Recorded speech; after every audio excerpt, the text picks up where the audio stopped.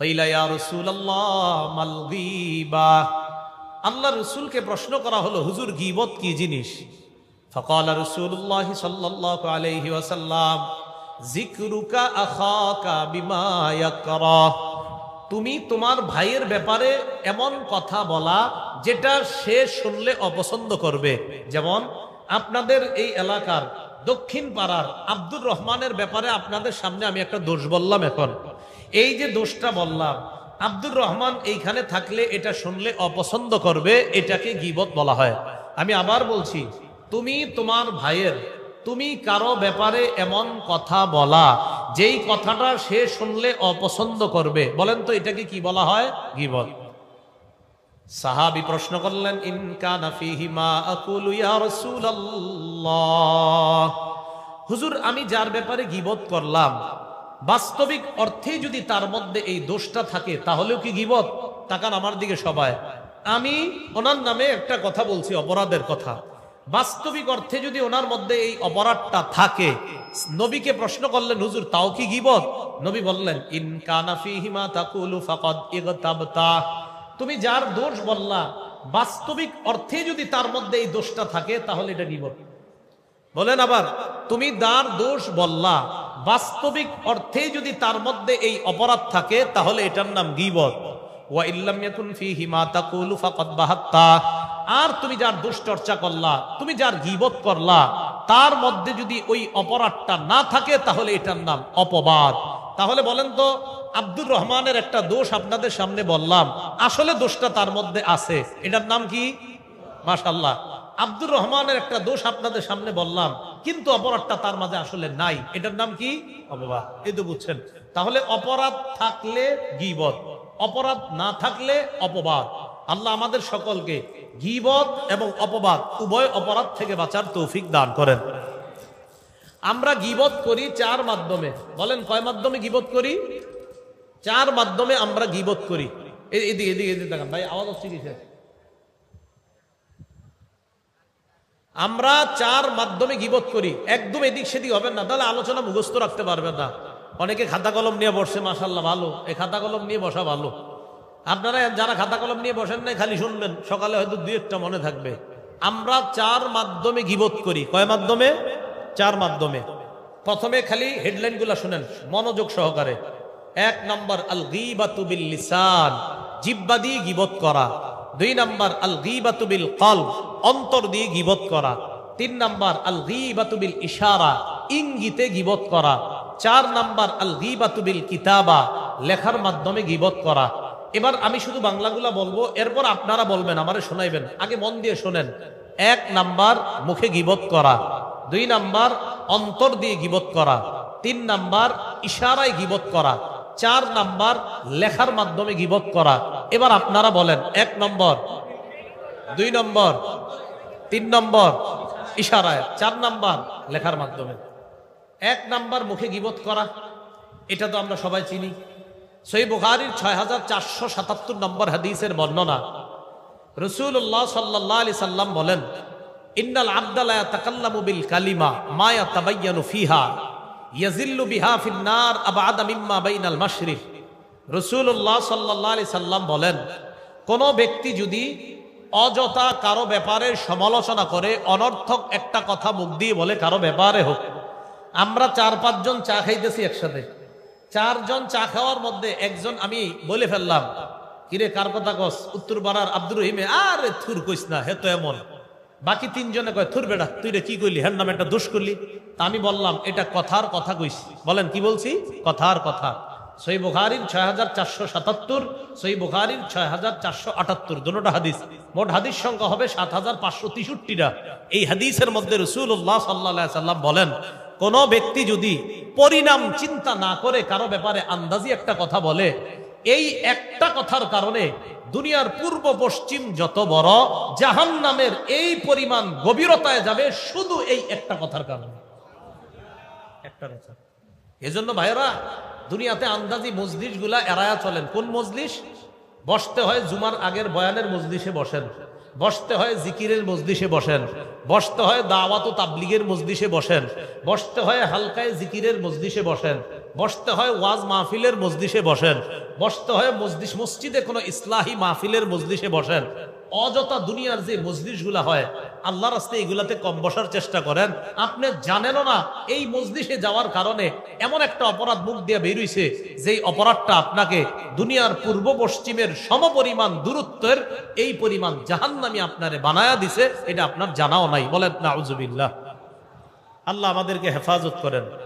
বলেন তো কয় মাধ্যমে গীবত করি? 1 নম্বর মুখ দিয়ে, 2 নম্বর কলব দিয়ে। কলব দিয়ে গীবত কাকে বলে? ইবনে হাজার হাইতামি রহমতুল্লাহি আলাইহি বলেন, আল গীবাতু বিল কলব হিয়া আন তাজুন্না বিহি সুআ। কলব দিয়ে গীবত হলো কারো ব্যাপারে তুমি অন্তর দিয়ে খারাপ ধারণা করা। কলব দিয়ে গীবত হলো কারো ব্যাপারে অন্তর দিয়ে খারাপ ধারণা করা। সহিহ বুখারীর বর্ণনা, রাসূলুল্লাহ সাল্লাল্লাহু আলাইহি সাল্লাম বলেন, ইয়াকুম ওয়াজ-যন্না ফাইন্না যন্না আকযাবুল হাদিস। তোমরা বেশি পরিমাণে অনুমান করা থেকে বাঁচো, কেননা কলব দিয়ে অনুমান করাটা এটা সবচেয়ে বড় মিথ্যা কথা। কলব দিয়ে অনুমান কারো ব্যাপারে খারাপ ধারণা করা এটা সবচেয়ে বড় মিথ্যা কথা। এবার আমার কথা মন দিয়ে শোনেন, কলবে যদি কারো ব্যাপারে খারাপ ধারণা আসে, আমার দিকে তাকান, আমার কলবে ওনার ব্যাপারে খারাপ ধারণা আসলে কি করণ? আমার কলবের মধ্যে এই কথাটা দাফন করে মুখে মুখে বলবো আস্তাগফিরুল্লাহ আস্তাগফিরুল্লাহ, ছি ছি ছি, আমি আরেক মুসলমানের ব্যাপারে খারাপ ধারণা করি, আরে আমার নিজেরই তো হাজার হাজার অপরাধ, এইগুলা মনের মধ্যে আনবেন না। না, আমি মুসলমানের ব্যাপারে এত খারাপ ধারণা করা আমার ঠিক না, আমারই তো দোষের অভাব নাই, আমি তার ব্যাপারে এত দোষ কেন খুঁজি মনের মধ্যে? তাহলে কারো ব্যাপারে খারাপ ধারণা আসলে এটা কলবের মধ্যেই রেখে দেন, দাফন করে দেন, মুখে ইস্তেগফার পড়েন, আল্লাহর কাছে মাফ চান, মনে থাকবেন ইনশাআল্লাহ। 3 নাম্বার গীবত ইশারা। ইশারা গীবত কাকে বলে? সবাই আমার দিকে তাকান, দেখেন, এই সবাই তাকান আমার দিকে, দেখেন, এই যে ইশারা করতে, ডরেন না, এই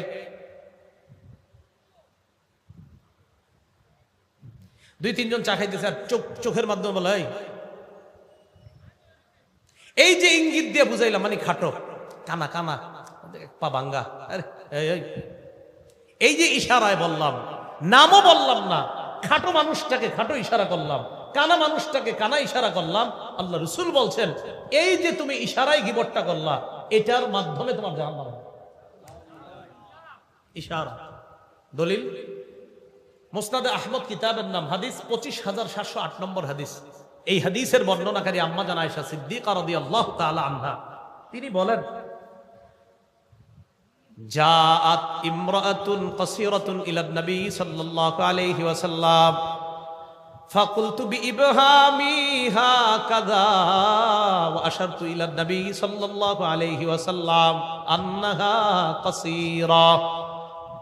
একজন খাটো মহিলা রাসূলের দরবারে আসছে। কি মহিলা? খাটো। আম্মা জান আয়েশা সিদ্দিকা বলেন, আমি আল্লাহর নবীকে ইশারার মাধ্যমে এইভাবে বুঝাইলাম, ইয়া রাসূলুল্লাহ, দেখেন ইশারায় বললাম, হুজুর খাটো।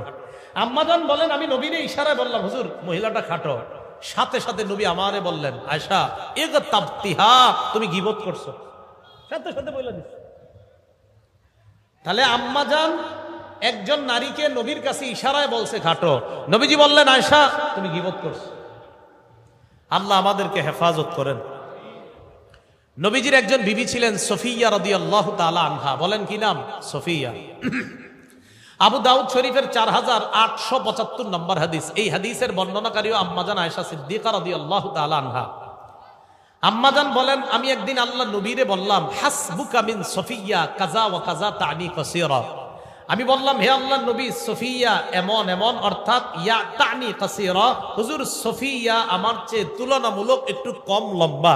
নবীর আরেক বিবিরে আম্মাজান বললেন, হুজুর আমি একটু বেশি লম্বা, আর আপনার বিবি সফিয়া একটু কম লম্বা, শুধু একটু বলছে। নবীজি আমাকে বললেন, আয়েশা লাকাদ কুলতি কালিমাতান, তুমি এমন একটা বাক্য বলছো, লাউ মুজিজাত বিমাইল বাহরি, তোমার এই বাক্যটা সমুদ্রের পানির সাথে যদি মিশানো হতো, লামাজাজাতহু, তাহলে তোমার এই বাক্যের ভিতরে যে বিষাক্ততা ছিল, এই বিষের কারণে সমুদ্রের পানির রং পাল্টায় যেত। ভাই একটু চিন্তা করেন, আমরা সারাদিনে এই জাতীয় কথা কতগুলো বলি। আম্মাজান জিন্দিগিতে একবার দুইবার বলছে, নবী সাথে সাথে শাসন করছে, আয়েশা গীবত করছে। তা আমি আপনি ফজর থেকে ঘুম পর্যন্ত কয়শো এরকম কথা বলি। আল্লাহ আমাদেরকে হেফাজত করেন। আল্লাহ সকলকে হেফাজত করেন। কেউ ভাই বলেন, আমরা চোখের মাধ্যমে ইশারা আরেকজন এরকম অপমান করি কিনা? এই এরকম করি, ঠিক না? এটা ইশারায় করবো না। হ্যাঁ, গীবত 4 নাম্বার কি দিয়ে করি? ফেসবুক চালান যারা যারা মন দিয়ে শুনেন, ইবুক ফেসবুক চালায়, হ্যাঁ, আমার সাথে সবাই বলেন, যেই কথা মুখে বলা গীবত, সেই কথা কলমে লেখা গীবত। বলেন, যেই কথা মুখে বলা গীবত, সেই কথা ফেসবুকে লেখা গীবত। ফজরের পরে উঠা ফেসবুকে যদি উনি স্ট্যাটাসটা না দেয় তো এই দেশ অচল হয়ে যেতে পারে। এই জন্য উঠে একটা স্ট্যাটাস দেয় ফজরের পরে, কারণ আপনি স্ট্যাটাস না দিলে তো আমাদের দেশ চলবে না। আপনি গুরুত্বপূর্ণ একজন ব্যক্তিত্ব, তো দেয় দেয় কি এরকম এরকম একটা ঘটনা ঘটছে আমাদের দেশে এসে, মানে বুঝায় খুব চিন্তা করে দেশ নিয়ে। কিন্তু যেটা লেখছে 10 দিন পরে প্রমাণ হয়েছে হ্যাঁ ফাও একটা কথা লেখছে। এই যে আপনি লিখে দিলেন, এর মাঝে আপনাদের এলাকাবাসী সবাই খুঁজতেছে কি রে এই কামটা কে করলো আমাদের এলাকার, আসলে কেউ করেনি, কিন্তু আপনি লিখে দিচ্ছেন ফেসবুকে। মুখে যেটা বললে গীবত হইতো সেটা এখন লিখে দেওয়ার কারণে সেটাও গীবত। ইমাম গাজালি বলেন, ওয়াকাযালিকাল গীবাতু বিল কিতাবা ফাইন্নাল কালাম আহাদুল লিসানাইন। ইমাম গাজালি বলেন, লেখার মাধ্যমেও গীবত হয়। কলম হলো 2 ভাষার এক ভাষা। মানুষ মুখে একটা ভাষা বলে, কলম দিয়ে আরেকটা ভাষা লেখে। মুখে যেই ভাষা বলা গীবত, কলমে সেই ভাষা লেখা গীবত। সবাই একটু আমার সাথে বলেন, মুখে যেই ভাষা বলা, কলমে সেই ভাষা লেখা গীবত। আল্লাহ আমাদেরকে হেফাজত করেন। তাহলে আমরা কয় মাধ্যমে গীবত করি? 4। আমরা 5 ধরনের গীবত করি। বলেন কয় ধরনের? প্রথমে আমি বলি এক চান্সে সবাই মুখস্থ করেন। 1 নম্বর শারীরিক গীবত, 2 নম্বর চারিত্রিক গীবত, 3 নম্বর বংশীয় গীবত, 4 নম্বর পোশাক পরিচ্ছেদের গীবত, 5 নম্বর পরোক্ষ গীবত। 1 নম্বর শারীরিক গীবত। শারীরিক গীবত, একটা লোক খাটো মানুষ, বেটে মানুষ। অনেক সময় দেখবেন অনেক মানুষ খাটো, 20 বছর বয়স, লম্বা হয় না। তো বেচারায় যে খাটো উনি কিন্তু জানে, কিন্তু ওনারে খাটো বললে উনি কষ্ট পায়। কানা মানুষ, উনি নিজেও জানে আমি কানা, কানারে কানা যদি বলেন সে কষ্ট পায়। এই শারীরিক গীবত করবেন না।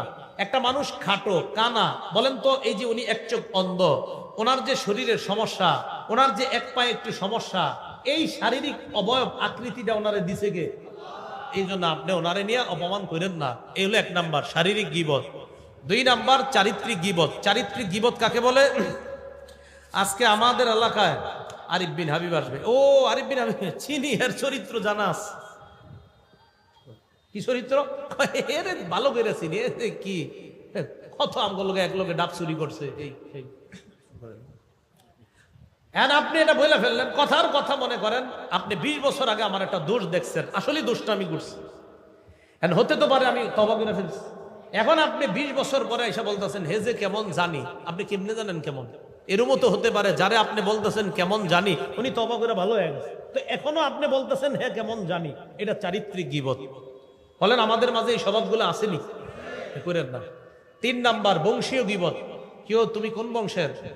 আমি আপনার এলাকার নাম নসিপুর, ওই দক্ষিণ পাড়ার অমুক গোষ্ঠীর লোক। ওই গোষ্ঠীর তুমি? হ্যাঁ, তো সব চোর, সব চোরা গোষ্ঠী। এই বেটা নামাজও পড়ে, রোজা রাখে, হজ করছে, জাকাত দিছে, ওমরাও করে আসছে। উনি মাশাআল্লাহ আপনার মিথ্যা কথা বলে না, সত্য কথা বলে। এই লোকটারও আপনি মুখের উপরে বলে দিলেন তুমি তো চোর গোষ্ঠীর মিয়া, তুমি আর কদ্দুর ভালো হইবা, তুমিও চোর। তাহলে একটা ভালো মানুষে আপনি বংশের কারণে চোর বলে ফেললেন। হইতে পারে ওই বংশে গত 50 বছর আগে একজন চুরি করছিল, তো একটা কারণে হয়ে গেছে যে বেটা চুরি করছে। এখন একটা মানুষ চুরি করার কারণে পুরা বংশটারে আপনি চোর বলবেন, এটা কেন? এই গ্রামগঞ্জের মানুষগুলোর মধ্যে এই স্বভাবটা। কিন্তু তুই কোন গোষ্ঠীর? অমুক গোষ্ঠী। চীনা আছে তোকে গোষ্ঠীরে ভালো করে না, এটি বললেন না। ওই গোষ্ঠী যদি জান্নাতে যায় আর আপনি যদি জাহান্নামে যান তখন কি হবে? হ্যাঁ, এটি বললেন না। এই জন্য মনে রাখবেন, কোন এলাকার তুমি? নোয়াখালীর। তোমাদের নোয়াখালীদেরকে জানা আছে কেন? নোয়াখালীর যদি 100 জন জান্নাতে যায় আর আপনাদের এই এলাকার যদি 90 জন যায়, তো তারা তো 10 জন বেশি হয়ে গেল। এজন্য কোন এলাকা, কোন গোত্র, কোন জেলা, কোন থানাকে কখনো এইভাবে আমরা না বলা, তোমার বাড়ি কই অমুক জায়গায়, তোম ঘরে চীনা আছে, নাউজুবিল্লাহ, এগুলা না বলা। ভাই কথাগুলো মানব তো ইনশাআল্লাহ? তাহলে 3 নাম্বার বংশীয় গীবত। ওনারা যে মাহফিলের আয়োজন করছে এলাকাবাসী, কেন বলেন? এখান থেকে আমরা কিছু শিখবো, শিখার পর আমল করব। তো আজকে আমরা জানলাম যে বংশীয় কথাগুলা কাউরে বলবো না। 4 নাম্বার পোশাক পরিচ্ছেদের গীবত। আপনি আপনার মেয়ের বিয়েতে 10 জন বন্ধু দাওয়াত দিচ্ছেন, 9 জনের ভালো স্ট্যাটাস আছে, 600-800 টাকা গজের পাঞ্জাবি পরে আসার ক্ষমতা আছে, একজনের 100 টাকার উপরে পাঞ্জাবি পরার ক্ষমতা নাই। 10 জন বন্ধু আপনার মেয়ের বিয়েতে আসছে। আপনি মেয়ের বিয়েতে কি করেন জানেন? শুধু ওই যে 9 জন যে আছে তাকে খুব বেশি গুরুত্ব দেন, তাদের সাথে আপনি কথা বলেন। আরেকজন যেই ব্যক্তি আছে, যেই ব্যক্তি একটু কম দামি পাঞ্জাবি পরে আসছে, তাকে আপনি তেমন গুরুত্ব দেন না। এখন এই যে তাকে আপনি গুরুত্ব না দেওয়ার কারণে অনেকে আপনারা জিজ্ঞাসা করতেছে, কেউ আপনি আপনার ওই বন্ধুকে গুরুত্ব দিচ্ছেন না কেন? তখন আপনি বললেন, এই জাতীয় একটা পোশাক পরে সে এখানে কেন আসছে? ও ভাই একটু যাইতে দেন তাড়াতাড়ি, ভাই একটু যাওয়ার ব্যবস্থা করে দেন, অ্যাম্বুলেন্স গুলা যাওয়ার ব্যবস্থা করে দেন। হ্যাঁ হ্যাঁ ঠিক আছে, ও থাকলে খালি হ্যাঁ হ্যাঁ। আমরা রাস্তায় যদি একটু কষ্ট করে এদিকে এসে পড়েন, এই যে বাম ডাইন সাইডে জায়গা আছে, ভলান্টিয়ার ভাইয়েরা, আমরা রাস্তার সামনে মানুষগুলা না রেখা এই আপনার ডান পাশে আর বাম পাশে দেখেন একটু ইয়া করা যায় কিনা। মাহফিলের ভলান্টিয়ার যারা আছেন আপনারা একটু রাস্তার মানুষগুলা আমরা একটু এদিকে আনার চেষ্টা করি। আর অ্যাম্বুলেন্স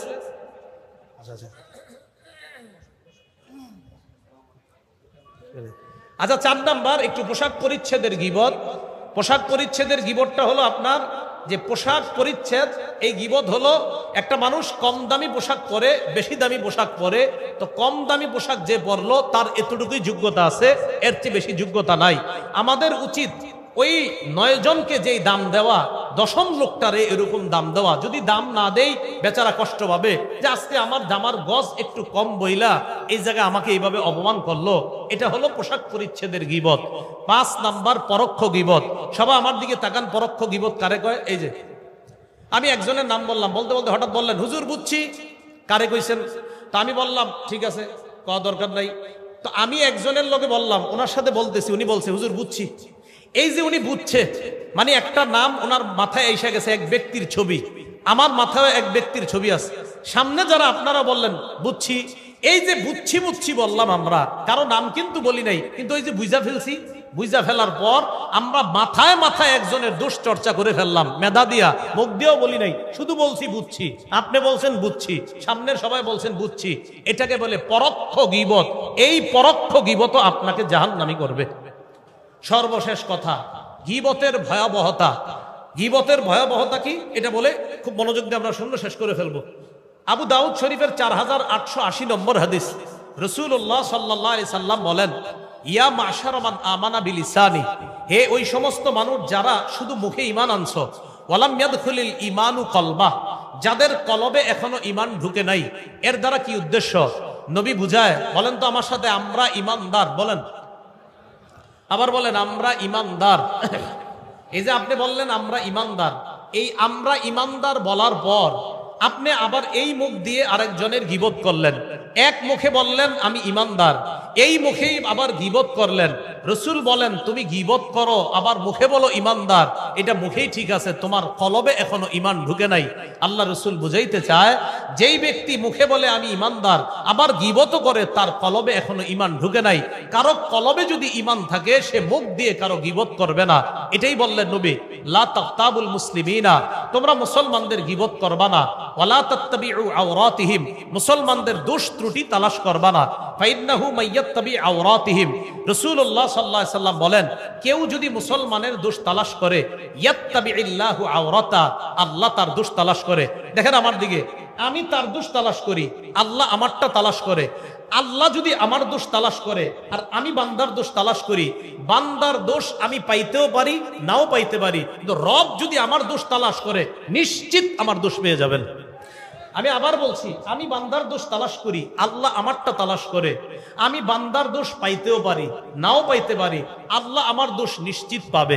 রাসূলুল্লাহ সাল্লাল্লাহু আলাইহি সাল্লাম বলেন, ফাইন্নাহু মাইয়াত্তাবিইল্লাহু আওরাতা, শোনো, আল্লাহ যদি কারো দোষ তালাশ করে, ইয়াফযাহু ফি বাইতিহি, আল্লাহ তারে ঘরে হইলেও অপমান করে ছাড়বে।